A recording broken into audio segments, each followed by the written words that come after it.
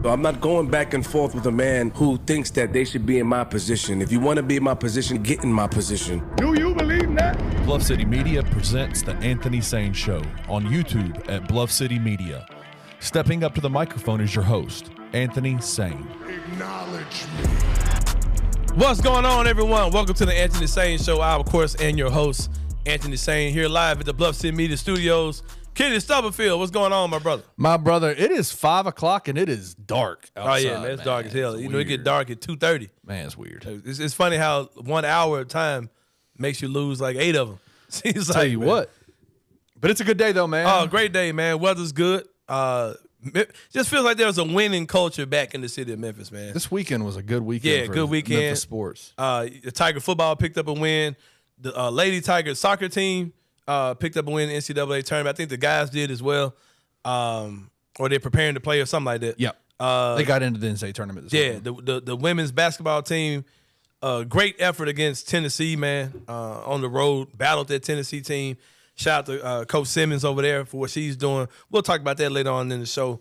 The Grizzlies, seems like they got a pulse. They got some fight. They start pulling those standings out, realize this thing ain't as bleak. It's a lot of booty-ass teams in the NBA right now, a lot of average-ass teams, a lot of parity in the NBA. So the Grizzlies ain't feeling, too far. The Clippers with four all-stars on that team. All-world players can't do nothing. 2 MVPs in their starting lineup and looking terrible, man. We'll talk about that as well. Got Parish Sharkey, of course. This is a Wednesday, so Parish Sharkey is in the building for today's show. But I'm going to talk about this, man. I think that at this point, I'm going to get out the way real quick. I'm going to talk about this. I talk a lot about our roster hemorrhaging on this team. And I'll say this. We're not there anymore. They're not in a hemorrhaging state. You got Santi Aldama back. You got Luke Kennard back. You picked up Bismack Biyombo to be your starting center. You're getting Xavier Tillman back tonight or yesterday, whenever you're watching the show, for the Laker game.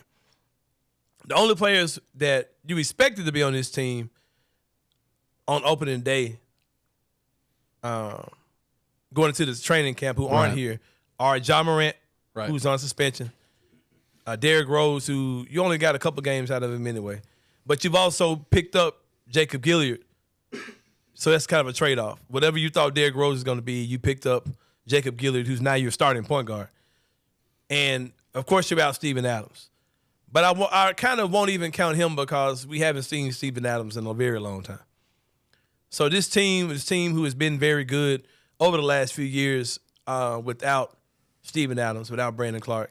Of course, they got bounced in the Lakers series. But if you look at their winning percentage, they're around, I think, 58% winning percentage. Which would have still been second in the West, even without Steven Adams last year. Right. And you got a guy in Bismack Biyombo who does a lot of stuff that Steven Adams does. Right. And if you look at his stats and what he's been doing lately, it's really not much fall off between what he's doing and what Steven Adams did. Plus, he's a little bit more athletic and he blocks a few more shots. 100%. So this team at this point, it's kind of time to go into that stretch. 15 games left. By the time you watch this, we would have already played the Lakers. Super late start for the Lakers, too. Probably won't see a second of that game, to be honest with you. It will be the second game in a while. Second game not in a row, but 2 out of the last 3 games, I ain't seen a second of them. But you're not hemorrhaging anymore. And I think at this point, it's time to kind of look at things going forward and kind of look at – because there's this thing where we've given Taylor Jenkins absolute exemption from criticism. Like, we've given him a pass for this season. And I don't think that was truly the best thing to do, the best course of action until now, these first 10 games of the season. And I definitely don't think it's the case going forward because we can't do the injury thing the entire year. Mm-hmm. Like I said, you're going to be out Steven Adams without Brandon Clark for the rest of the season. You're without Ja Morant. But I ask this question. Is the injury thing with the Grizzlies a major concern? Yes.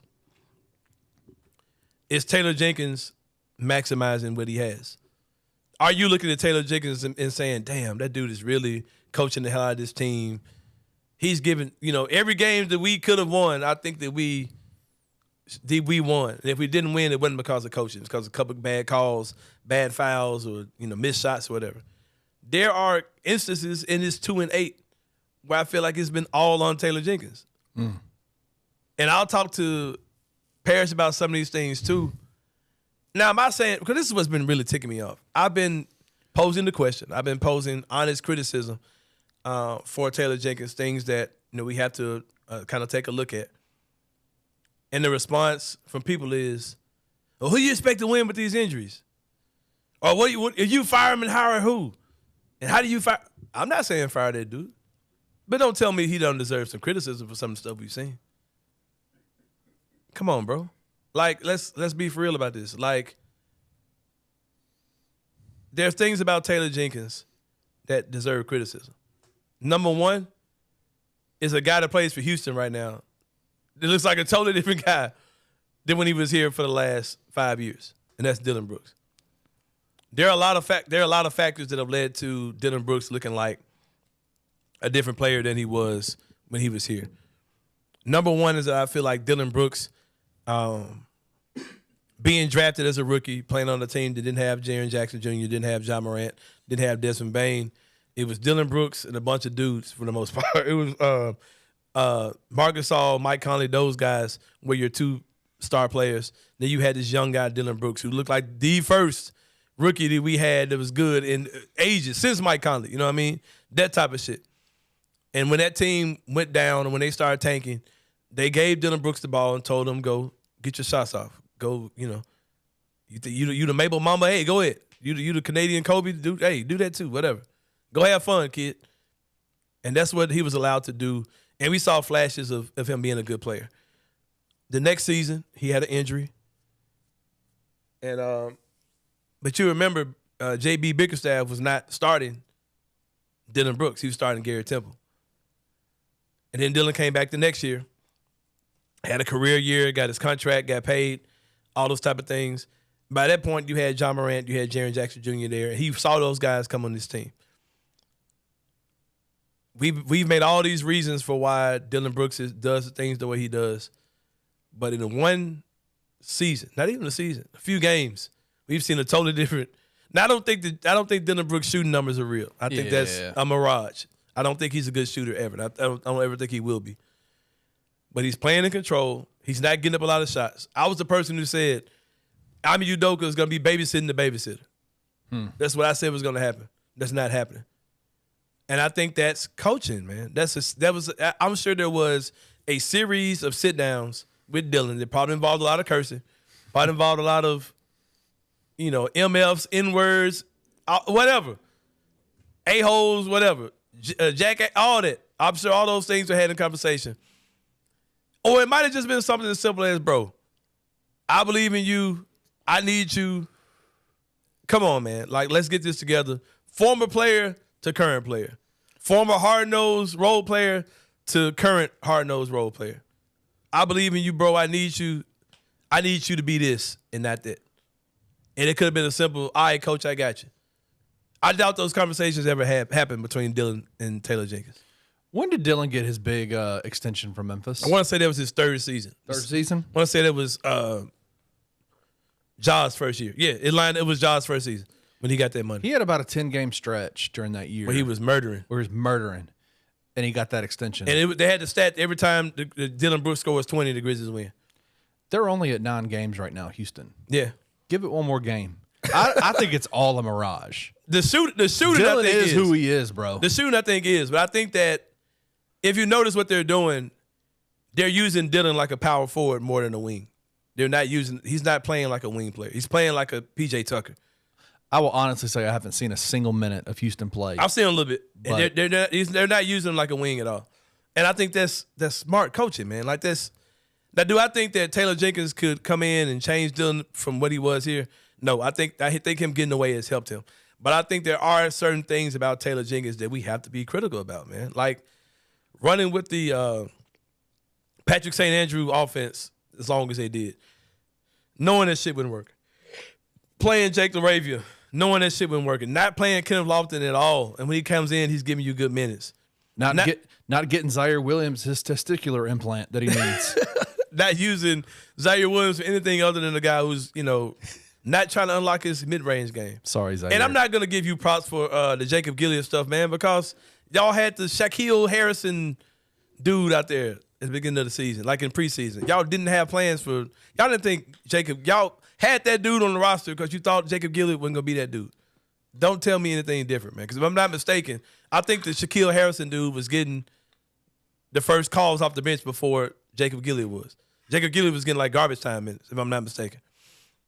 Playing Jake LaRavia too much. Did I say that already? You know what I mean? Yes, you've said it. You said G.G. it, Jackson hasn't played a minute. That dude's looking like Kevin Durant in the G League right now. You still ain't never played this dude. Like, I'm not saying get rid of Taylor Jenkins, but he is not above criticism. And if you look throughout history, he's not Greg Popovich. He's not Eric Spoelstra. Those are the two coaches in my lifetime that I've seen withstand this type of stuff, that I've seen be the coach of a team forever. Has Taylor Jenkins made moves this year in the 9 games that they've played, 10 games that they've played, that you give him credit for? What has he done? What tweaks has he made? It took real nuts to put Jacob Gilyard out there. Real nuts. I'll give him credit for that for sure. And changing the offense midstream. Right. I got to give him credit for that too. But that call matter came from up top. And look how many games it took before. Bro, I would have realized the first quarter, this shit ain't working. These dudes can't shoot. The Xavier Tillman corner threes ain't it. You know what I mean? Hey, we're gonna see them tonight, so they might still be in the. They might still be in the. They might still be tuck, in the repertoire. Yeah, man. That and just you've been hemorrhaging in center. You get Bismack Biyombo. You don't even play him the first game. That type of stuff, man. It's just He's wild been stuff. with the team for like a minute and a half. It don't matter, bro. I saw them play. Jaws rookie year, we got Anthony Tolliver on this team. Anthony Tolliver played his first game. And do you remember when he came in and hit some threes and everybody's like, what the hell? Got old man Jaren out there, man. Yeah. That dude played his very first game for the Grizzlies. Like off the plane playing. I think he's made some moves. I think moving off Zaire and moving off Jake has been commendable because those guys clearly don't have it. Yeah. And moving off them. And I'm going to say that too, man. And as we wrap this thing up, we're going to got Parish Sharkey in the building. I'm going to say this. The front office deserves criticism, man. Yeah. The 2022 draft, yep. Nasty work, bro. Nasty work that offseason.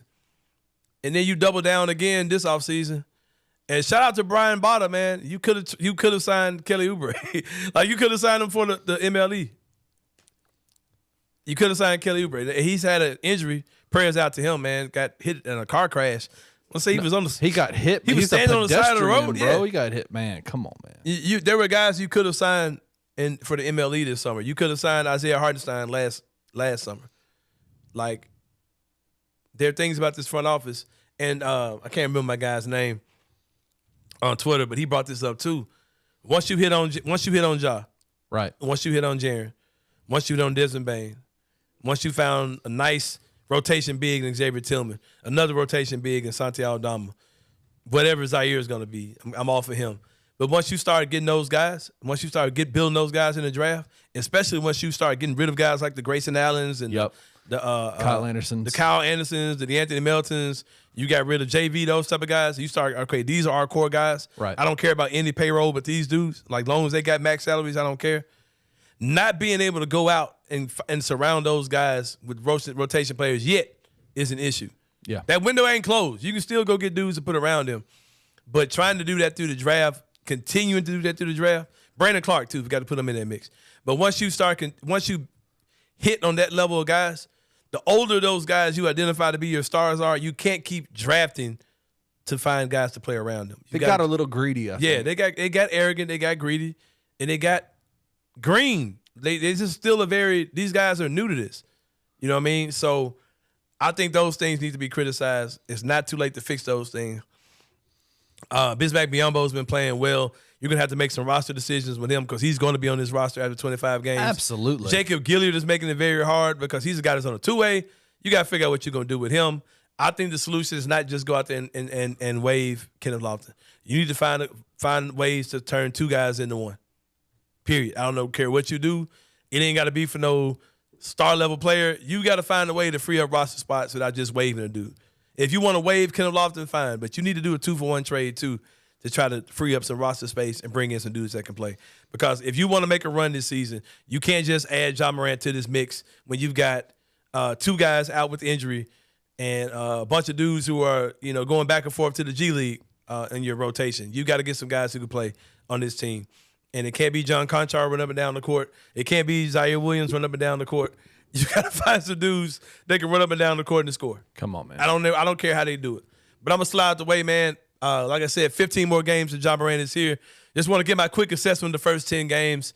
We know what it is. We know what it can be. We know what it's supposed to be. It's going to be a fun show today. Parish Sharkey's in the building. My three-pointer is going to be fun as well. And inside the same brain, we're going to talk about Andre 3000, a.k.a. Doug Flutie out here, man. But about to take a break. When we come back, Parish Sharkey's going to be in the building. We'll see you guys in a minute here on the Anthony Sain Show.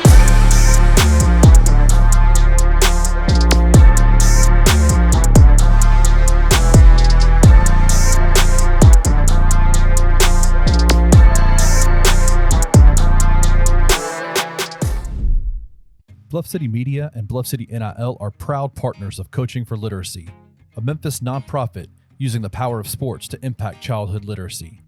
When you donate to Bluff City NIL through Coaching for Literacy, your gift is 100% tax deductible. This partnership is a win-win-win. Tiger student athletes win in the NIL landscape, Coaching for Literacy wins by engaging Tiger student athletes in this monumental cause, and most importantly, elementary students in Memphis receive support to become strong readers. To donate today, visit coachingforliteracy.org/bluff-city. You see a lot of people who go after Ryan and say, oh my gosh, same old story, letting a bad team back in the game, almost losing or losing most of the time. They actually won this one. As a football guy, as a dude who just watched the players, who watched that game with my eyeballs, I saw a collective letting go of the rope. Now, I guess if you're going to go after Ryan, you'd say, we've seen this before. This continues to happen. He didn't have his guys ready to go. I thought they were in positions to go make plays. They just didn't make the plays they were supposed to. And that's frustrating to me.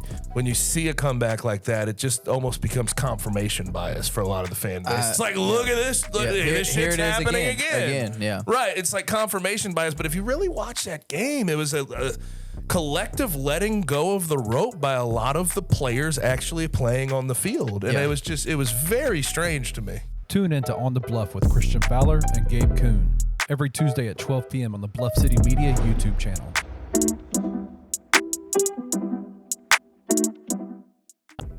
Did Trent Dilfer break bro code?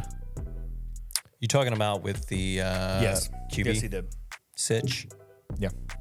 I mean, I don't know. It's hard for me to say because we're not there. They said he just didn't pass protocol that day. So at what point did he take the concussion protocol test? I have no idea. But I will tell you that Ryan was not happy in the radio post game about it at all. Well, I think they're supposed to give you a list. And maybe they did, saying that, hey, he's questionable. He may not make it.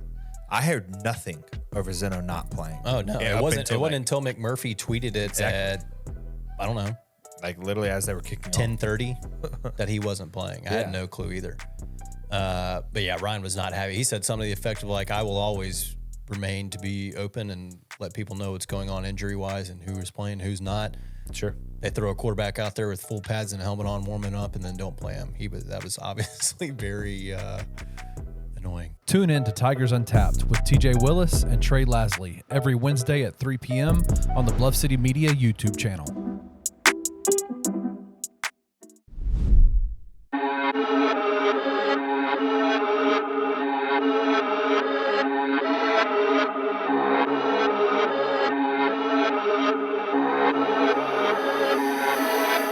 All right, y'all, welcome back to the Anthony Sain Show. We got my man, Parish Sharkey, like we have each and every Wednesday here on the Anthony Sain Show. He is in the building. Parish Sharkey, of course, covers the Memphis Grizzlies. He is the Memphis Grizzlies beat writer for Bluff City Media, and he joins us today. He's got the U of M hoodie on. Good timing, because we're definitely going to talk some University of Memphis stuff as well. Hoop City is alive and well right now, man. It's the Grizzlies, record-wise, are holding it down, but it feels like the energy is coming back around. The buzz is starting to pick up. They take on the Lakers tonight. Yesterday, they took, well, you know what I'm trying to say. Yeah. By the time y'all watching this, the Grizzlies would have played the Lakers. that's going on. You got Boston coming in this weekend. The Spurs coming up soon. Some nice, exciting games coming up. And the University of Memphis is looking like, a great team for Coach Penny Hardaway. But we'll start off with the Grizzlies, Parish, if you don't mind.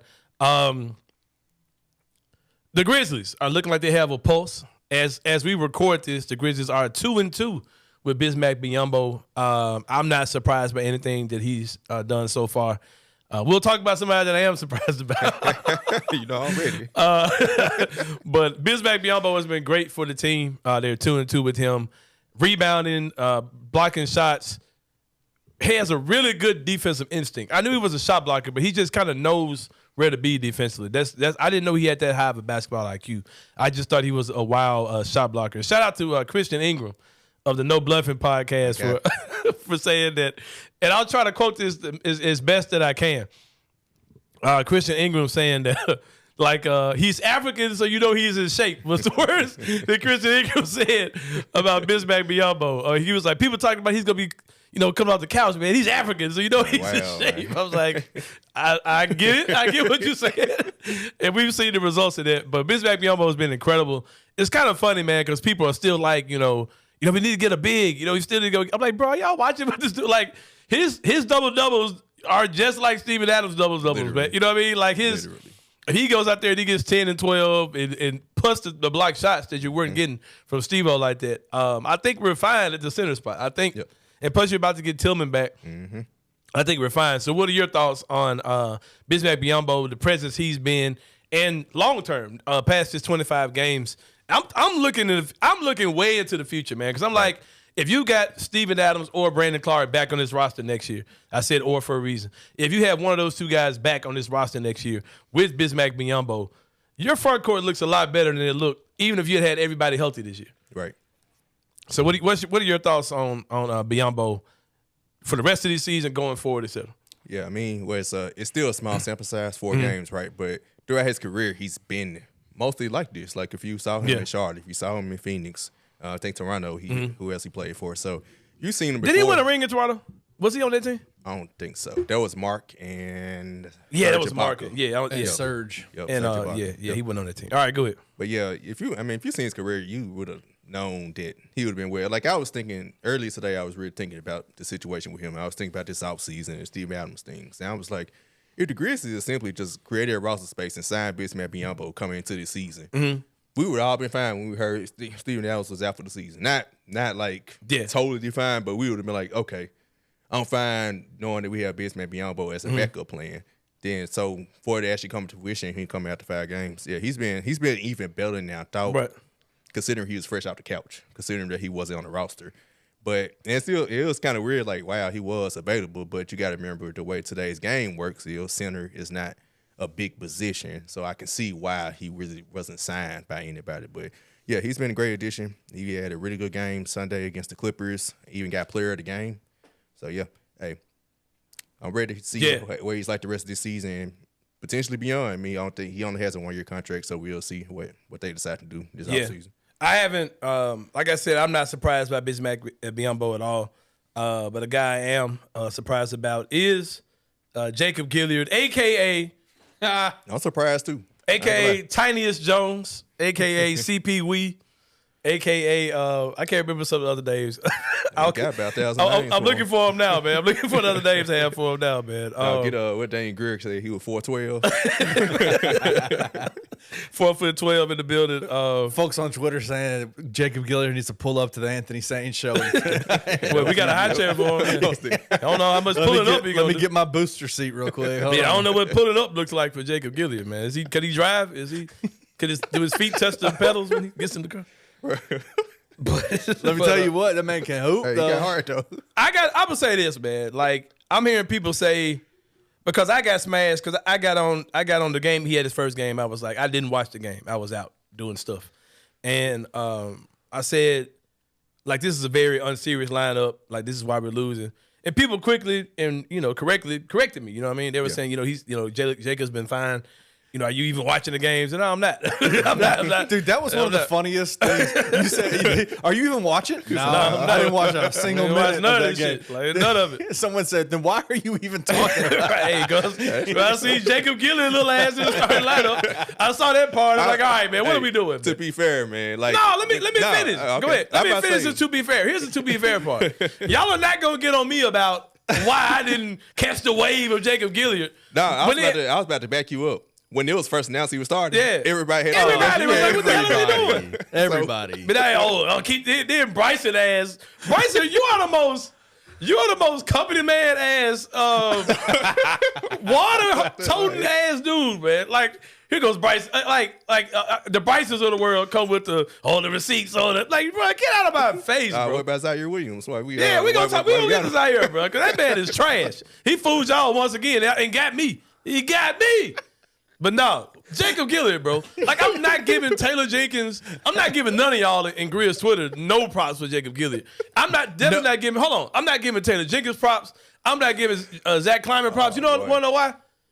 Because they had freaky ass Kennedy Chandler. No, they had freaky ass The Last Dragon, what's his name? They had the Shaq Harrelson dude. Oh, yeah. They had that dude on this roster this summer because they didn't trust Jacob Gilyard, bro. So, man, get the hell out of my face, bro. I'm not wrong for my assessment of Jacob Gilyard, bro. They had Bruce Leroy on the team. They had Ty Mack on the team this damn summer. But y'all act like I'm the only somebody who thought Jacob Gilyard was trash. I mean, like, you're the only one who didn't think he was going to be trash. Yeah. And I knew Jacob Gilyard could shoot the hell out of the ball. Like, I knew that. But I wondered what his role was on the actual NBA team, being 5 foot, whatever he is, 8-ish or whatever. And I'm not wrong for being concerned about it. But I think he's a hell of a point guard. He is Tiniest Jones for sure. So I got to find the rest of these nicknames, man. Oh, man, I got to find the rest of them. But, yeah, man, I'm excited to see him because, like I said, him in the starting lineup kind of simulates what the lineup will ultimately look like when Ja gets here. He's not a Ja Morant clone, but the fact that he's on the ball and he gets Marcus Smart off the ball and Smart can focus more on being your third ball handler at that point. Right. And then being like, the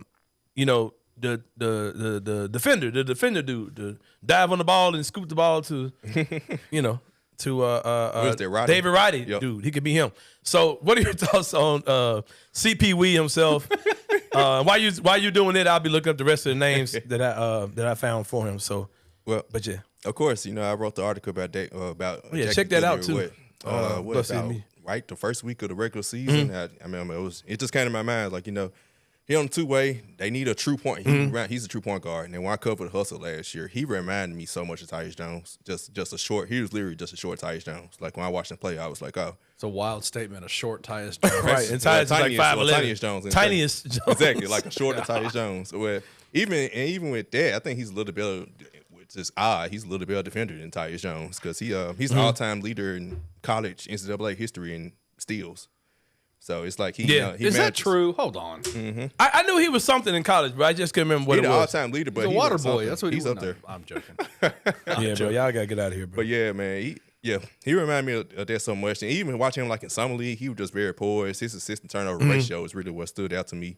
And it was like, okay, cool, he gets his opportunity. Because seeing him come off the bench in those small minutes, 12, 15 minutes, of course you don't see like what his real value can be. But you put him in the starting lineup and put Marcus Smart off the ball, he really showed his ass, man. Friday, especially against the Utah Jazz. And I remember when I was in the locker room, I think after the Miami Heat game, Desmond Bane was just saying how he need to shoot the ball more.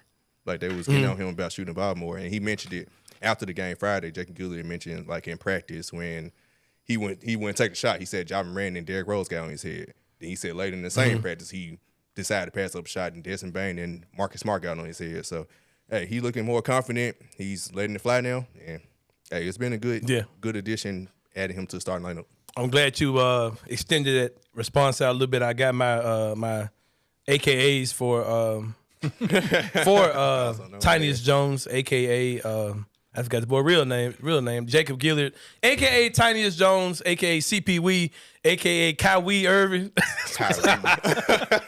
AKA Damon Shortemeyer, AKA Shout out to my boy D Fried Couch with these submissions. Tinier Archibald. I like that one. Shay. I like that one. Shay Lilgis Alexander. Shay Lilgis. Spencer Ben Little. Spencer. Ben Little. D'Angelo Little Russell. Man. And Chris Harrington came with the William Mayberry. He said if we're going combo guard or lead guard, Petit Maravich is what he Hey, that's creative. Yeah, man. but boy, D Fried Couch also came with Lilbert Arenas. Lilbert Arenas. Oh God. Oh God. Oh man. But shout out to my man, bro. I can't remember what I was doing that day. But I look at the starting lineup. I'm like, bro, why the hell are we starting? You win most of Why are we starting? Why are we starting this dude, bro? Well, I just saw get cooked, honey baked by Portland a week ago. But it's worked, man. I gotta say, I gotta give him his props. It has worked for sure. Something that has not worked.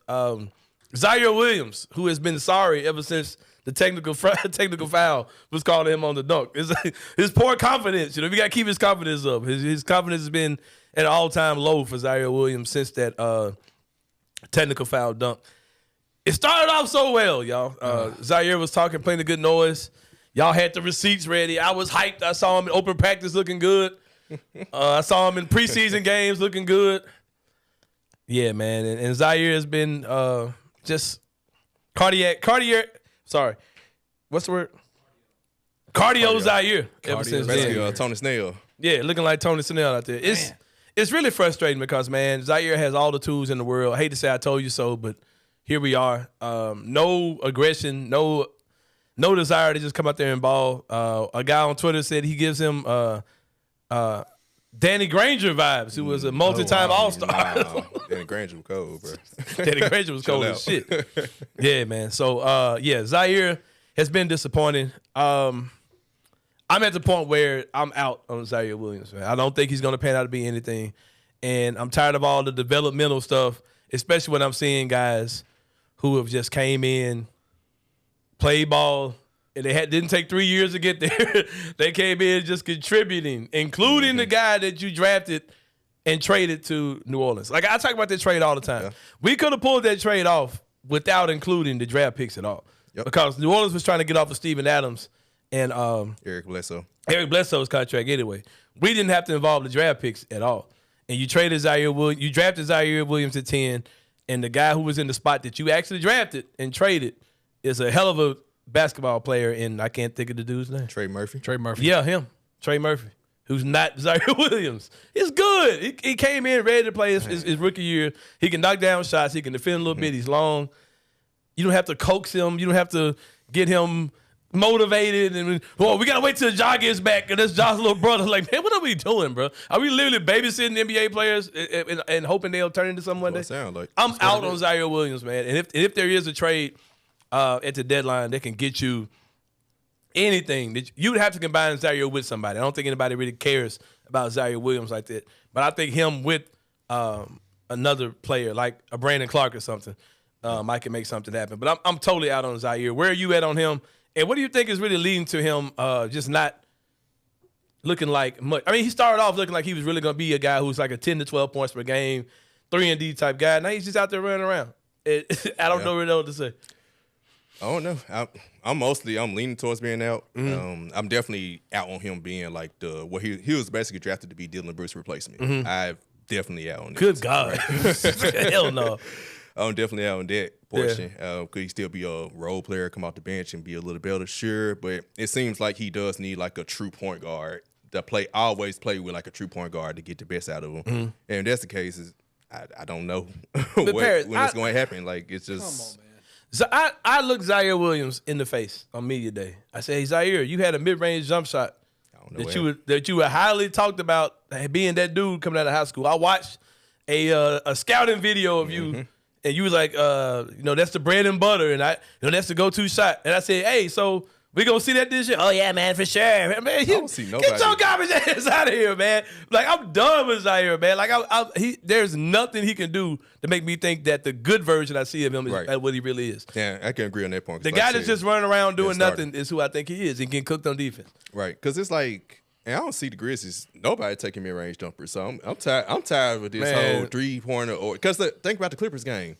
That whole second quarter, the folks jacked like 23s and hit like 2. Just throwing away the lead, bro. Anybody else going to do anything else outside of shoot threes? Throwing away the lead, bro. And if Zaire supposed to be so good mid-range, why aren't the coaching staff or he utilizing it? And that's the most frustrating part about him and the team has developed him at some point. It's like maybe they're not developing him the correct way. Like, utilize him for what he's good for. By the time everybody sees this, we will be 14 more games to go before one Demetrius Jamel Morant makes his return to the Memphis Grizzlies. That number 14 looks good. Getting under 15 just feels, man, it feels good. You know what I mean? Like that's a number that looks a little better. Yeah. But you get down to 12 or 11, it's really going to feel like we're getting there. But 14 feels better than 25 for sure. This is, I see people talk about like, well, if the Grizzlies make a trade, that 2024 draft pick will look a lot better than it looked. And I think Grizzlies fans are setting themselves up for a real frustration because this team is not going to be a second seed, but they're not going to be like worst team in the NBA bad either, man. Because when John Morant gets here, you got to think about this. When John Morant gets here, it's still going to be the month of December. You're 2 months away from the trade deadline, right? Right. So that means you got 2 months to really see what you're going to be. When Ja gets back, this team is not going to be a team that's 2-8. Mm-hmm. They're going to be a team that's probably going to get close to 500 real soon. You know what I mean? So what is this team? What does this team really look like once Ja gets back? Because you get a guy back who's super. He's super Jacob Gilyard of nothing else. If nothing else, he's a way better Jacob Gilyard. Minus a 3-point shot. You know what I mean? I hate for John to have to live up to the reputation that Jacob Gilyard is going to leave behind. You set the bar so high for the next 14 games. No, but seriously though, like what? Because I'm of the thought, and we've had this conversation plenty of times. There's no way tanking is just not happening. I don't care if they don't win another game before John gets back. They're not tanking because John Brand's gonna be like, well, we got to go 45. We got to win 45 games. All right, I'm gonna go win 44. Yep. We'll win 44 out of the next 57. Exactly. That's gonna be his mentality, bro. Like, and I think he's the level of player added to this team that could take this team there. Because like if you look at the standings, and I put this out the other day, and you commented about this too. I think the Grizzlies are like 2 games. Two games out of 10th place, right? Which is the bottom of the play-in. Like, and they're playing, and the teams that are in front of them are teams that are not particularly trying to be anything. You know what I mean? You got the Clippers, like the only team that you feel like is not supposed to be in that group. There's nothing in me that makes me think that the Grizzlies aren't going to be able to pass these dudes, man. Because the thing that's different between us and the teams in front of us, they aren't adding an all-world player to their team in the next 14, 15 games. I don't care what their little tier pyramid. I'm not. I mean, John Morant is an all-world player, man. You know what I mean? And so what do you think this team looks like once 12 gets back out there? Of course, they look much better. You're getting the at least top 10 player in the NBA. I don't care what ESPN rankings and the little pyramid I just saw on. He's no Tyrese Halliburton. Yeah, they had him. Yeah, all right, we ain't about to get into all that, but you're getting one of the top 10 players in the NBA. I mean, automatically you're better. Then not only that, you add him to 2 other potential all-star caliber type of players in Desmond Bane and Jaren Jackson. And if you see the way Desmond Bane is playing right now, you add Ja Morant to that. Oh, it's going crazy. Come on now. That's the best backcourt in the NBA. Yeah, it's going to be crazy. Like, hands down. So, you automatically increase. Then you mess around and you can go back to the Paris Saint-Germain offense. No, what's his name? What's the coach's name? I'm talking about Mbappe's team. St. Andrews. The Patrick St. Andrews. St. Patrick, St. Augustine. And the work builder. St. Nicholas. I have a question for you, Anthony. Go ahead, bro. And Parish, both of you. Yeah. When we sat down with Chris Harrington a few months back, and one of the things that you mentioned, Anthony, is when Ja does come back and they move Marcus off ball, what if it doesn't work? In the last few games, you asked the question about what are they going to look like with Ja. Are you relatively happy with where you think the team is going to look with Marcus off ball? Yeah, because I like how Smart looks. He's been able to kind of let his hair down on defense a little bit better, playing off the ball. He's still kind of being aggressive on offense because you got Tiniest out there. So, but I think that once Ja's there, he's got the ball in his hands. I think Marcus Smart is going to kind of fall in line and become a much less higher usage player than he is now.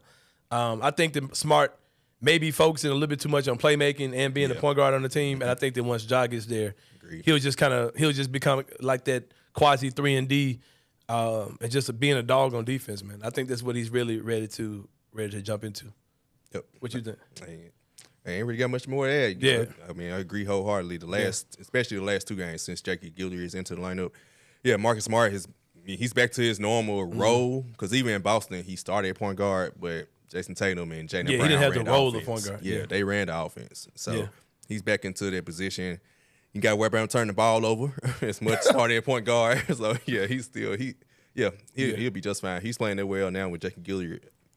The sky's the limit with Ja Morant. With Ja, for sure. I'm trying to think I have anything else as far as the Grizzlies goes I want to jump into. Oh, it's good to see that Luke Kennard can shoot. He's shooting the hell out of the ball now, man. And shoot. Yeah. So what are your thoughts on him? Like he's been playing good basketball. He's knocked down big shots. He looked good against the Clippers the other night. I don't know what his numbers are since he was ass, but since he hasn't been ass, I think he's been shooting the ball. Yeah, I think he's really hit good. at least 3 or 4 threes every game since then. And I mean, we asked the question about him returning back to LA. He used to play for the Clippers, and seeing I think it was Terry Davis asked him something like, you're gonna see the rims again. How it's gonna feel? Like, nothing. Like he played there for a while. So yeah, like I said at the beginning of the season, shoot. I seen Klay Thompson start the season shooting less than 20% before, and he finished the season shooting in the 40s. So Luke is shooting the hell out of the ball. Something a lot of people are talking about is really grinding my gears, man. Is that we live in this world of absolutes where 2 things can't be true at the same time. Right. And I think if anybody, I've been understanding of what the Grizzlies are with injuries, and we've been depleted by injuries.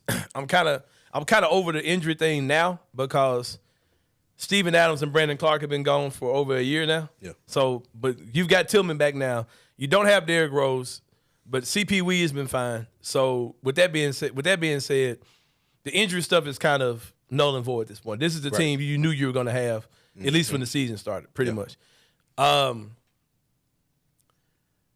There are people who are kind of making these absolute statements about Taylor Jenkins like he can't be criticized. Like there's like he has a ultimate pass because of the injury situation on this team. I'm not there and I've never been there. Do you see a Grizzlies team that's being maximized where you feel like, man, Taylor Jenkins is really squeezing every piece of juice out, every drop of blood out of his turn? I don't think he's doing that, man. Like the St. Augustine offense they were running, that was trash. Like that should have been killed in the first half of game 1, literally. And his defensive strategy, the way they don't defend the three, the way they defend the 3-pointer, and like his out of his mouth saying that we're protecting the paint. It's goofball stuff, bro. Like, first of all, you got 2 elite level rim protectors in the game, so you should be able to cheat and play your guys out on the edges a little bit more. Those 2 things alone, I'm like, no, bro. I'm not looking at a coach who's maximizing this situation. What do you think about what looks to be an all-powerful blanket of protection that's being thrown over Taylor Jenkins by the fans more than anybody? Yeah, I'm with you. I mean, I said it earlier. The coaching staff with specifically with Zaire mid-range. I don't see him supposed to take any mid-range shots. So you know how we celebrating when Jaren finally took a mid-range shot. Yeah. And I was like, that's coaching because that's their system that they want to run. And I was like, if some players are better in the mid-range, a la Zaire, utilize them for mid-range game and went nowhere. Like the top wings and players in the NBA are mid-range players. I feel like Ja Morant can dominate the mid-range. Yeah, exactly. I feel like it's coaching because that's the system you want to run. Defensively, it's been years, and I still see fans saying, other teams, oh, man, they just shoot lights out against us. That's the reason why. You're leaving professional players wide open from 3, and that's the defensive system. Like, so, he's not absolved for any criticism. Now, should he be fired, right now? Maybe not, but like you said, I didn't see coaches get fired for less. Yeah, exactly. I'm not talking about fire the dude, but damn, bro, are we really just gonna get this dude a pass his entire season? Nothing he does is bad. Yeah. Come on, bro. Stop all the nonsense, man, for sure. Switching over to Tiger basketball. I haven't been this excited about Tiger basketball, man, in easily 10 years. For real. probably the Four Kings team, Kenny Stubberfield's the last time. It was 10 years ago. I was just amped about Tiger basketball. Actually, after I actually saw some games, you know what I mean. I had hype for the James Wiseman Precious Achua class that I actually saw. Like, Did you watch them play? I was like, yeah, it's a bunch of kids, man. I'm good. These dudes don't know what the hell they're doing.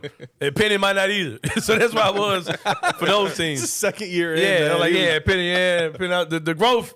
It's the growth for me, man. It's the grow up for me, man, to see Penny figure this thing out. I mean, that's a real thing, man. Like 100%. The Penny Hardaway we see now is not the same coach he was on or off the court. As far as managing things with this team, he's definitely matured.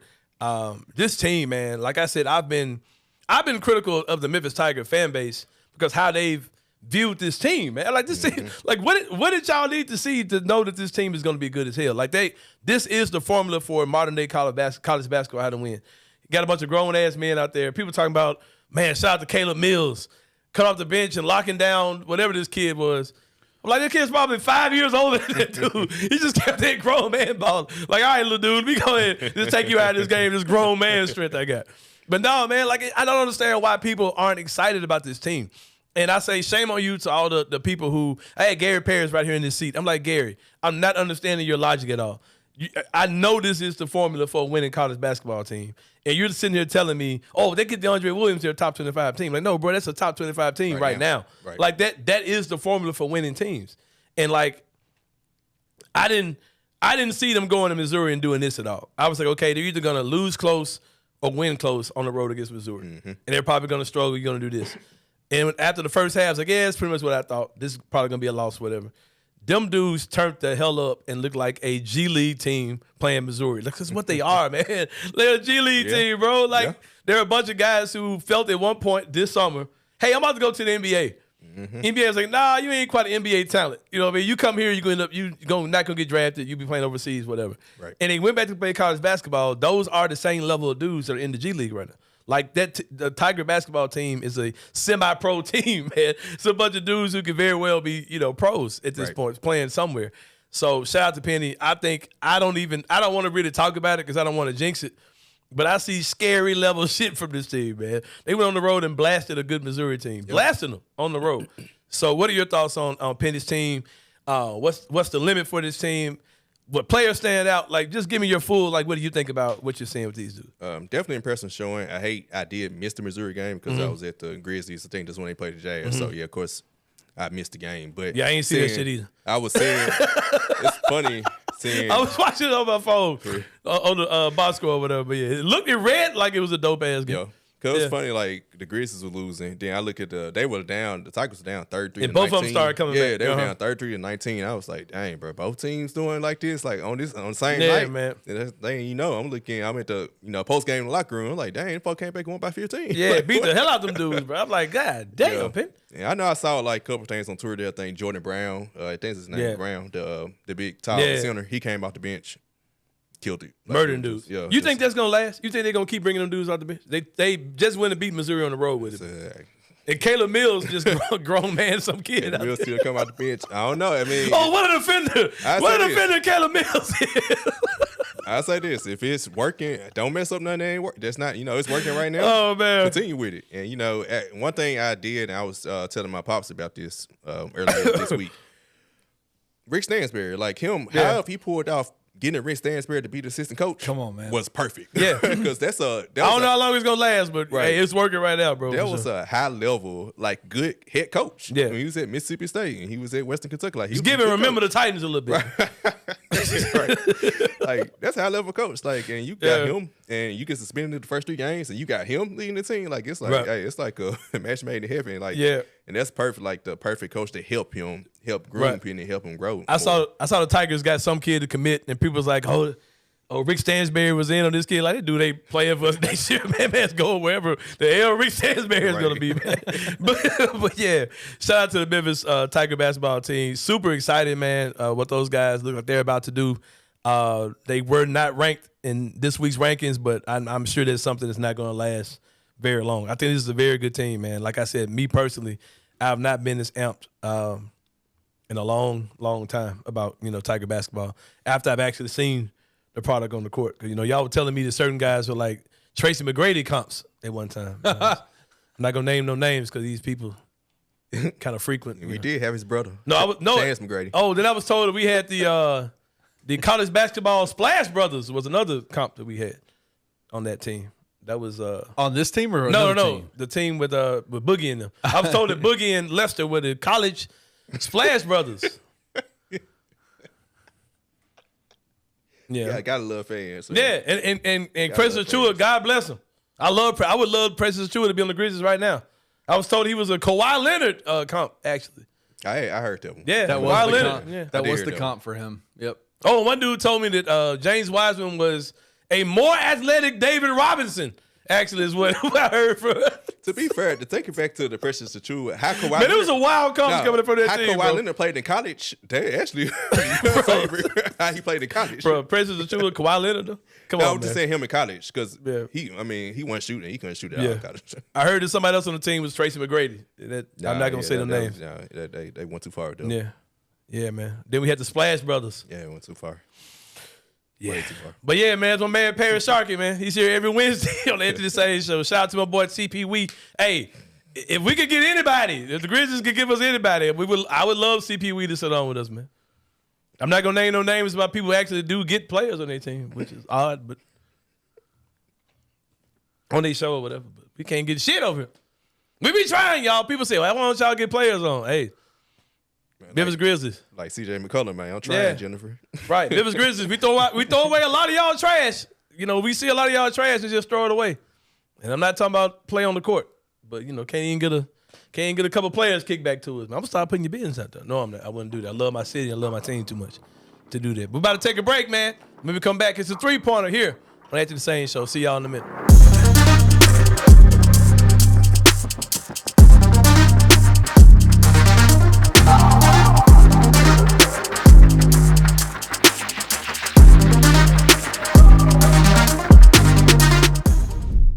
Just taking off of, I don't even want to talk about the players first. Just taking off of Penny Hardaway coach team's track record. Mm-hmm. They typically, historically, play up to competition, whether they're the inferior team or not. And we've seen that throughout the last couple of years. And honestly, that's been a pretty hard critique on his teams, is that they kind of leave a little bit to be desired against inferior opponents at times, and then they know when to step up under the lights. This team, with how much experience and age that they have, and knowing the goal that they came here for, and knowing the conference that they play in, quality opponents. This is that first opportunity to boost that resume so I can get to a tournament in my final year of eligibility for a lot of these guys. Yes. So this could be a tipping point for what the non-conference schedule could be. Right. And I just feel like with a team with this many experienced veteran guys, they understand what's in front of them. Tune in to On the Bluff with Christian Fowler and Gabe Kuhn every Tuesday at 12 p.m. on the Bluff City Media YouTube channel.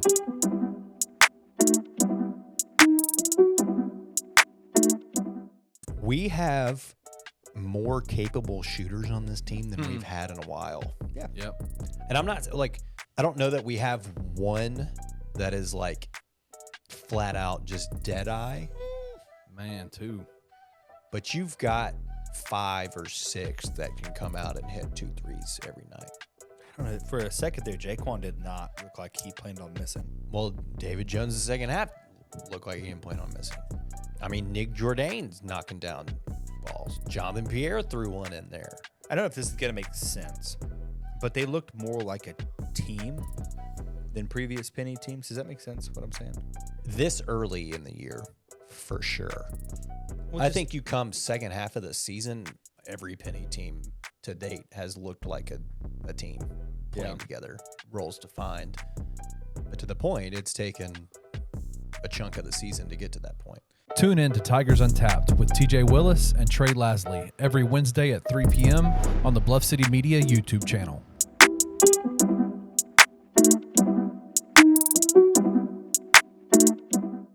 Bluff City Media and Bluff City NIL are proud partners of Coaching for Literacy, a Memphis nonprofit using the power of sports to impact childhood literacy.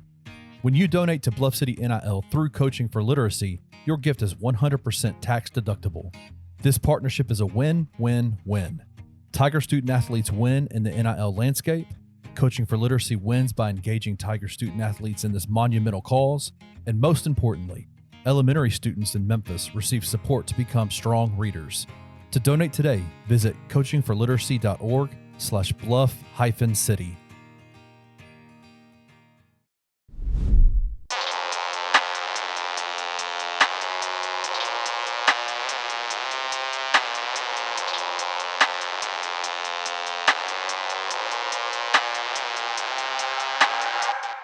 All right, y'all, welcome back to the Answer the Sain show. My man, Parish Sharkey, said he going to sit in with me on the three-pointer, man. We're going to keep this thing rolling, man. Number one, RIP to James Harden's career, man. Good God, bro. God bless. Man, they call this dude a franchise killer, but, man. I'm a system. No, he called himself the system. Yeah. I'm the system. That man's system is hacked. Malfunction. Yeah, bro. That mother got a bug in it. Man, Man, needs to get recharged. I'm a guy that even at the height of hating James Harden, there was a strong little person inside of me that loved the hell out of James Harden's game, man. It is, and if you like Luka Doncic, don't tell me you didn't like prime James Harden, because it's literally the same dude. Literally going there and they were doing the same shit.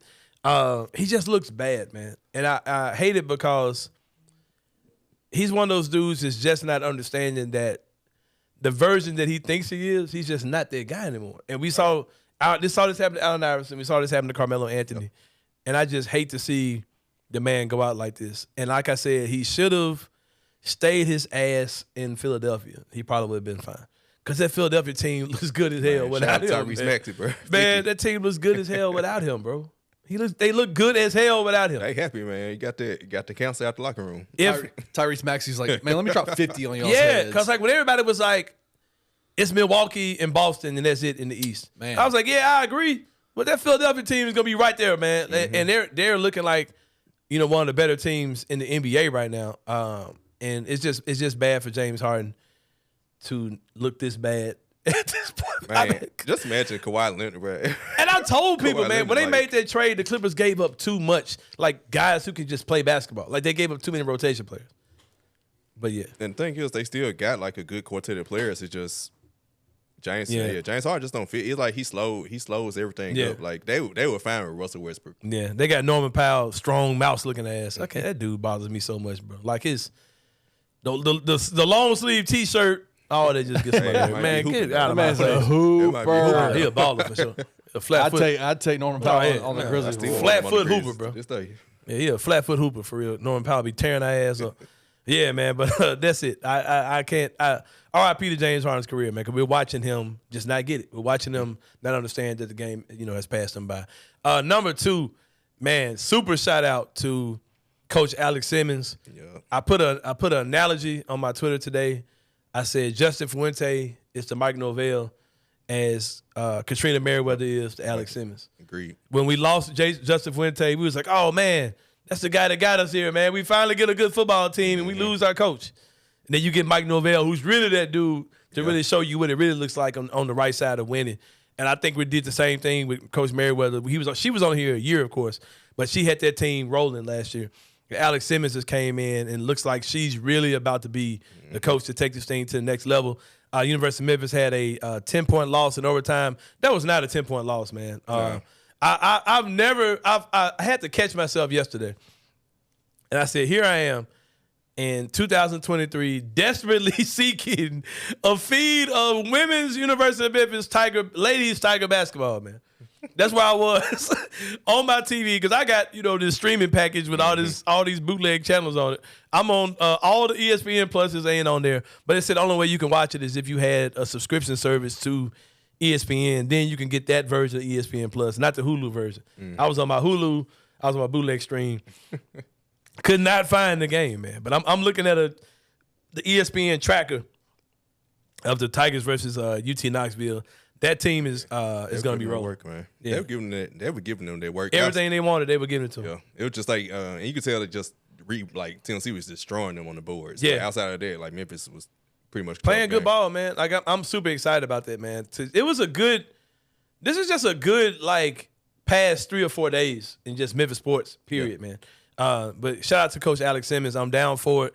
Shamaria Wiseman, who's part of my crew, the Silent Media Group. Claws and Claws. Claws and Paws. Claws. She's really going to dig deep into that Ladies Tiger basketball thing. So I'm excited about that. But yeah, man, that team is going to be good. There's no way that team's not going to be a good team in whatever conference we play in, whatever the name of it is. The fake Metro Conference is where we playing. But yeah, man, number 3, Tiger football. I'll say this. There's been a pretty much imaginary kind of narrative that people have created that I don't like Tiger football. I just think the games are boring. Like I think the fans are typical. Most of them are weirdos, and I'll say that as far as Tiger football is concerned. And I'm going to tell you a reason why. I'm not going to get excited about a low bar, but I think that you have to be fair about this team, all things considered. You know what I mean? I'm not saying you need to go out and praise Ryan Silverfield or like give him some type of lifetime contract or pay this man, but because I don't think he's a good coach. But I think the fact that this team is 8-2, no matter how they got there, like I'm not gonna shit on it, man. Like there were times at the beginning of the season, like, damn, did we really just barely beat Navy? But these dudes have found a way to be 8-2. SMU's coming to town. You beat SMU. You really got something. You're really cooking the grease at that point. You can put yourself in a situation to win this entire conference, etc. They're not as good. I don't think they're as good as their record looks like. But you can't take games. You can't turn W's into L's for this team. Right. They found a way to win, and they found a way to win this game the other night.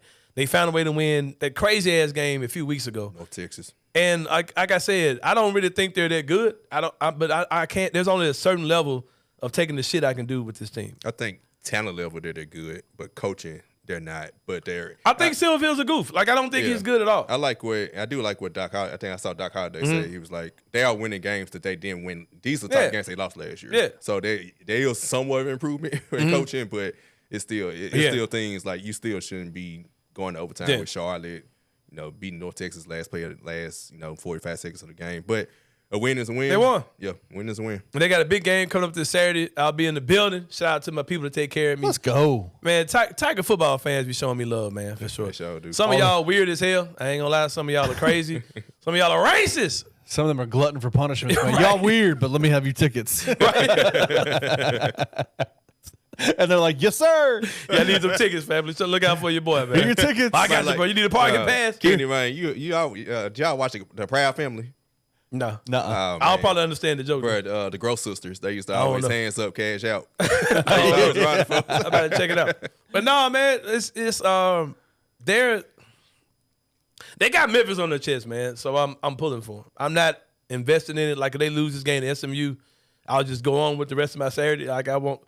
It's 11 o'clock tip too, so I definitely won't care past 3 o'clock. You know what I mean? Once I get some Aldo's pizza in my system after the game, I won't really care at all. Yeah. But I'm just not investing in it, man. Like, but shout out. But there's a lot of folks that are, and it's the huge I don't game. think that's true, bro. It is true. There's a lot of folks that are really invested in it. I think the people who are invested are very loud about their investment. Of course. Yeah, they're a very dedicated bunch, but it's just not. I don't think they can really speak for much of anything when it comes down to the city stuff, and that's what that's been my thing. Like it's been my only stance is when it comes down to allocating money. Like there's not you guys don't represent anything. Like y'all have kind of been like a generational ancestral group of people that have been around who are like really diehard Tiger football fans, but you guys don't. It's and I'll see that again Saturday when I sit in my seats. It's gonna look like a very select group of people in the city of Memphis. It's not the city. Yeah, it's been my whole thing, man. But I'm happy for some of the stuff they're doing. It's gonna be a blackout, they say. You haven't got any jokes off, and I've been stunned by this. It's gonna be a blackout. Are they gonna try and push it? I'm trying my best, man. Are they gonna try and push it? So remember a couple years ago we had College Game Day against SMU. Ironically, are they gonna try and push this? I don't know, man. Like they did that one. I don't own any Tiger swag. I have a Memphis Madness shirt. It's all I have, Kenny Stubblefield. I don't have any Tiger swag, especially that all black Tiger swag. Yeah, but my black ass and my 4 black guests will do our part to make this as black as possible. I'm I kind of feel like they trolling me, man. I kind of feel like University of Memphis media and marketing team has this whole blackout thing to troll me, man. I sent you a tweet on your phone. Look at it real quick, both of y'all. This white kid, this middle school kid, dressed up at a football game and got suspended from school for wearing blackface. Yeah, it's a little bit too much. Is that blackface or is that war paint? Like football? It ain't pulled up yet. It's both.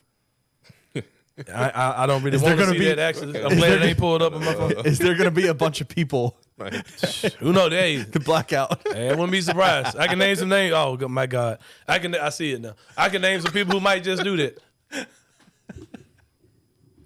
I ain't gonna name no names though. Don't name names. But yeah, if y'all got let's any, go have a good time. Yeah, man. I want to go have some fun with the people, man.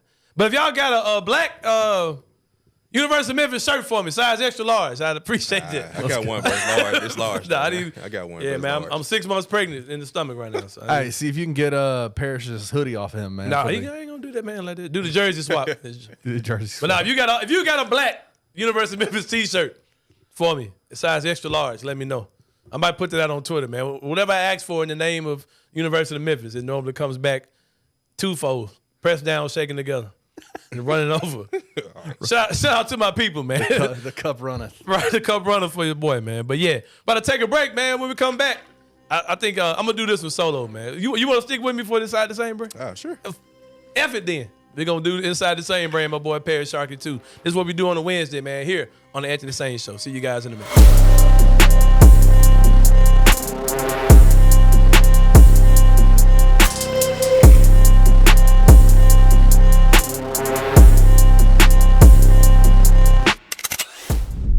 All offseason, our biggest point of contention or our biggest question mark, Memphis finally has all the pieces that they've been missing in the past. They have three-point shooting. They have bigs. They have everything. They have the star point guard.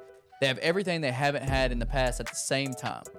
The one drawback that we could consistently go to was they've never played together. Yep. It's a new team. How's it going to mesh? How's it going to work? How are they going to get through this crazy non-conference schedule with a team that hasn't played together outside of a few months practicing? Yep. And they answered that question. First test passed as an A. Yeah, because we've been so concerned about chemistry and gelling and how long is the gelling going to take. Can't have that. The conference is too bad. Non-conference schedule is too good. And they answered the bell. There's a different sense of urgency for Penny with this particular team because I think he knows what he has. Yeah. Tune in to On the Bluff with Christian Fowler and Gabe Kuhn every Tuesday at 12 p.m. on the Bluff City Media YouTube channel.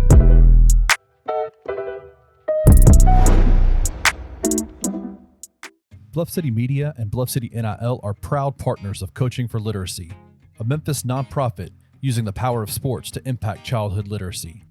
When you donate to Bluff City NIL through Coaching for Literacy, your gift is 100% tax deductible. This partnership is a win-win-win. Tiger student athletes win in the NIL landscape. Coaching for Literacy wins by engaging Tiger student athletes in this monumental cause. And most importantly, elementary students in Memphis receive support to become strong readers. To donate today, visit coachingforliteracy.org/bluff-city. We have more capable shooters on this team than we've had in a while. Yeah. Yep. And I'm not I don't know that we have one that is like flat out just dead eye. Man, too. But you've got 5 or 6 that can come out and hit 2 threes every night. I don't know. For a second there, Jaquan did not look like he planned on missing. Well, David Jones' the second half looked like he didn't plan on missing. I mean, Nick Jourdain's knocking down balls. Jonathan Pierre threw one in there.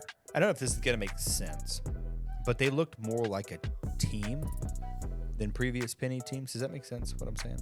This early in the year, for sure. Well, I think you come second half of the season, every Penny team to date has looked like a team playing together, roles defined. But to the point, it's taken a chunk of the season to get to that point. Tune in to Tigers Untapped with TJ Willis and Trey Lasley every Wednesday at 3 p.m. on the Bluff City Media YouTube channel.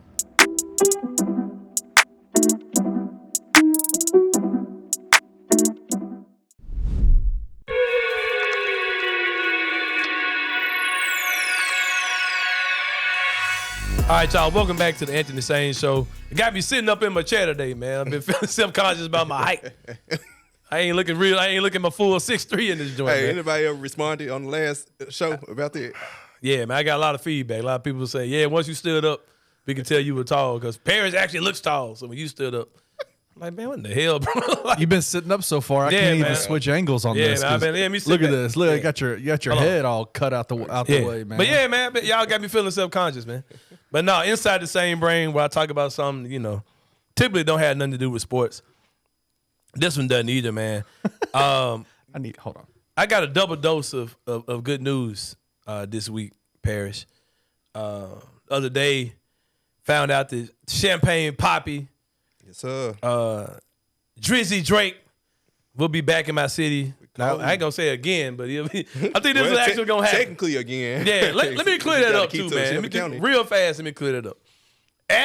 My interpretation, combined with information that I got from actual sources connected to Drake not bringing his ass to Memphis last time, it was never an issue of if FedEx Forum could house the show or could facilitate the show. That was never the issue. The issue, from what I was told, was because of dates before ours getting pushed forward, it cut out our travel time. Mm-hmm. So basically, these shows ended whatever time at night. Yeah. They immediately break them down, pack them up, and travel them off to the next city. The truck. They said that, and then they get back to the next city, and they set it up again. They had already came to Memphis weeks before their show to make sure everything, to kind of reenact the whole flow of everything. They brought the actual stuff to Memphis, set it up, broke it down, all these type of things, just to see how long that would take or what that would look like, the logistics of it. I've heard that from several people. When they tried it the last time, it worked. But they realized, okay, if we move this date up, Memphis can't happen now because that interferes in the breakdown, pack up, travel, set up, breakdown time. So Memphis couldn't happen. It wasn't a matter of FedEx Forum can't hold this shit. It wasn't that type of situation. All right, that's what I was told. To that point, I paid attention to those dates on their tour dates. Yeah, there's plenty of time between. It's like 5 days before, 5 days after for the music date. Man. So it look. I can't see a reason why Drake and J. Cole ain't coming. All right. So I had that news happen this week, right? So I wake up this morning. Today's a good day. I'm feeling good, and I see that Drake is one of my favorite artists of all time, especially in the hip hop genre. We're gonna stick to hip hop. Drake is one of my favorite hip hop artists of all time. I look up and I see the let me try to see think of a religious figure. The papal saint of rap is Andre 3000, right? He's like the most respected guy probably to me, probably my favorite just lyricist rapper, like dude I can just listen to his bars, just listen to what he's saying. Like, man, this dude is a genius. There ain't many dudes. We kind of throw the word genius around a lot. Yeah. I'm like, Andre 3000 from going through the different phases of rap, from the Atlanta pimp player type stuff to, the Zodiac aliens stuff he was doing. And then from all the different phases of music Andre 3000 has been through. He's explored all these different things. He's probably one of my favorite. And The Love Below, if The Love Below came out right now, that would be one of the best albums to come out, period. That album was so ahead of its time 15, 20 years ago. Right. The Love Below was an incredible album. And I do call that Andre 3000's first album. I don't call that an Outkast project. Right. Those were two separate albums that you just happened to buy at the same time. And I didn't listen to Big Boy side hardly at all. I played the label off of The Love Below. I found out that he's dropping his first album. The first music I've seen him drop as part of an album, not a feature, but an album, and seems like at least 20 years. Andre 3000, right? Yeah. It's huge news. Right, so I'm like, oh, shit, man, 3000 about to drop something? Right. Like, I'm the type of dude, in the little feature, anything, oh, shit, Andre 3000 was on whoever's album or, So I'm like, all right, this shit is fire. So I read on, man. Read on, bro. This dude's turned into the goddamn Doug Flutie out here, man. Bro, what are we doing? And I knew what was gonna happen, man. Oh, this is genius. This is just two sides of a genius. I'm like, bro, this dude ain't dropped an album in 20 years. And you want me to get excited about him doing the flute instrumentals, bro? Like, what are y'all talking about? Hey, what did y'all end up being hard, though? Hard at what? Bro? Hard at what? I don't think it's gonna be. Hey, I got folks. I put a thing on Facebook and I said, bro, I'm fully prepared to see y'all really act like this is something. Like you're so excited. Yeah, like bro, You know it's on. You know it's coming. I'm like, bro, these are the same people who I see criticize Drake for singing. Drake ain't rapping like it matters no more because it don't matter no more, right. man. Like Drake ain't got to rap like he's rapping to pay the next month's rent. Like he ain't got to do that no more. Like he's rapping about being rich. He's rapping about screwing the most beautiful women in the world. Like that's all Drake is gonna talk about. That's his life. Like his life is not trying to make it no more. Mm-hmm. And I see people criticize him for that. And y'all are really expecting me to think that y'all are excited about this dude playing an effing flute for an hour? Like, what are y'all? Bro, stop, bro. Like, stop it. That's not genius. Oh, he's not allowed to evolve. Yeah, but I'm also not allowed to listen to that shit. Like, what are y'all talking about, bro? Boy. Hey, real quick though, I got some breaking stuff over here. All right, go ahead, bro. Man, I got some sources within the music industry. Okay. That sent me sneak peek. Okay. Y'all ready for this? Yeah, go ahead. Sneak peek. All right, go ahead, bro. Of Andre 3000. Come on, let's hear it, bro. Flute. Come on. It's good. Come on. That sound like SpongeBob, bro.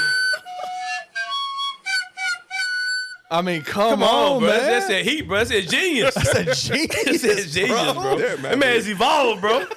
That man has evolved. Bro, come on, man. I Like, was say, kind of remind me when Kanye came out with that Scoopy-Doo. Yeah, bro. Come on, bro.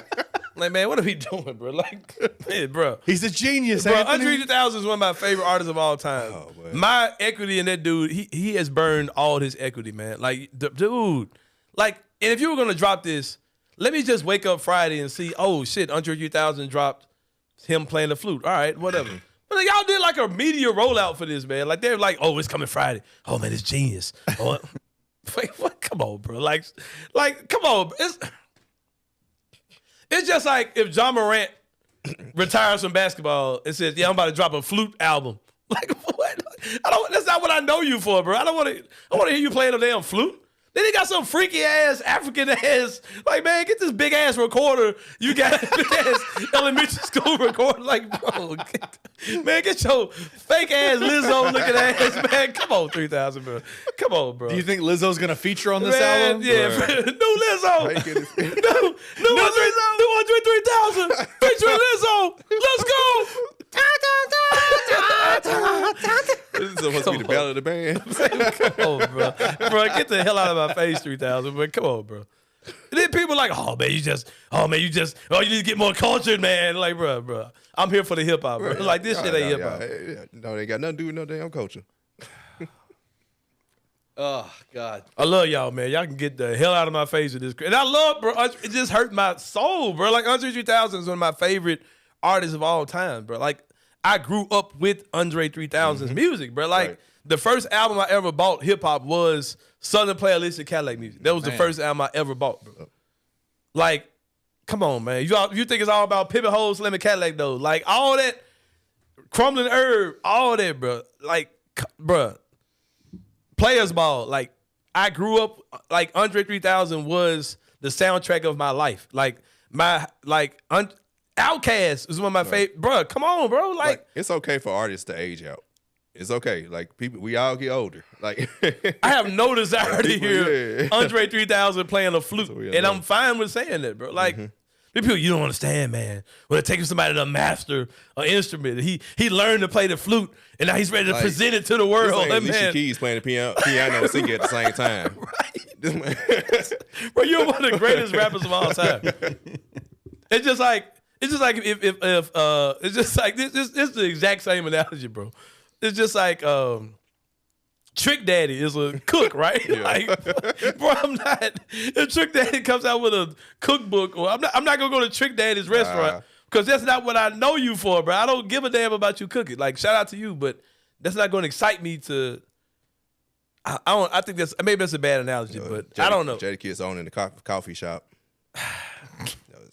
Snoop Dogg and Martha Stewart. Jeezy, my all-time favorite rapper. He into real estate. I'm trying to think of something that's in the same lane. Though. Okay, I have a question for you then, Parish. If Jeezy's your favorite, what'd you think about him and I ain't even. I've seen. Great. I You don't talking even know about the interview with Nia Long? Yeah. Great. Yeah.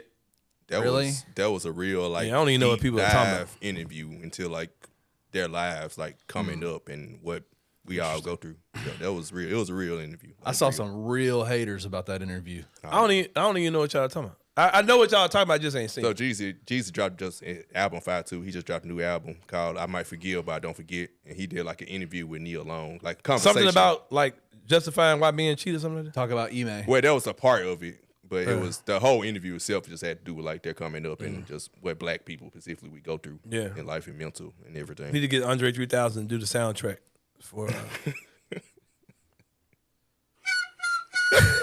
Got them right started. We probably could play that man album, not even get copyright flag. Man, come on, bro. It's facts though. Bro, there's a real slap in the face. I hear people talking about, man, Drake don't care about the fans no more. He's just putting out whatever. But I'm seeing people standing for this dude saying he's about to drop an album. Like, bro, you are the most anticipated. Where in the hell is Andre 3000? Anytime he makes a song, feature anything, everybody in the world is getting excited about it. You're really about to drop an album, but you playing an effing flute. Come on, man. Like, you know, I got a comparison like when Kanye did that whole The gospel album? when he was in Atlanta and he did the whole show. He said nothing. He didn't say a word the whole time. Remember that? The music just played. You not feel like sometimes these artists get a little bit too big-headed about themselves? Yeah. Like people give a shit about and then, hold on, this is the crazy thing. We about to wrap this up, man, because I'm really tired of talking. I got stuff to do tonight, man. This dude somebody says in my Facebook, oh yeah, man, but you know, you can't just cause he ain't been putting nothing out, man. You ain't accounting for the vault, man. You ain't, you know, he got songs in the vault, man, that we ain't never heard before. So I'm like, we're really giving this dude credit for music we've never heard. that we've never heard. Well, put it out. Why he ain't dropping it in? Put it out. I love 3000, man. I totally let Andre 3000 go today. And I'm going to listen to this album. I'm like, all right. You gotta like at least check it out and see. Can you please go live on Bluff City Media's YouTube page? When do you the live that? joint when I listen to it? Do the live reaction. Come on, man. I'm out, man. I'm out, seriously. Man, for my man, Parish Sharkey, for Kenny Stubblefield about the glass, man, it's another Angie the Sain show. We will see you guys Friday. Go Tigers, go. Go Grizz, and we out.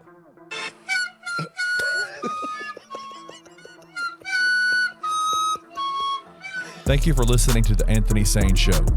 If you enjoyed this episode, leave a rating and a review wherever you download your podcasts. Also, like and subscribe to Bluff City Media's YouTube page. For comprehensive coverage of Memphis sports, head over to www.bluffcitymedia.co and find out how you can become an insider. We will see you back here next week.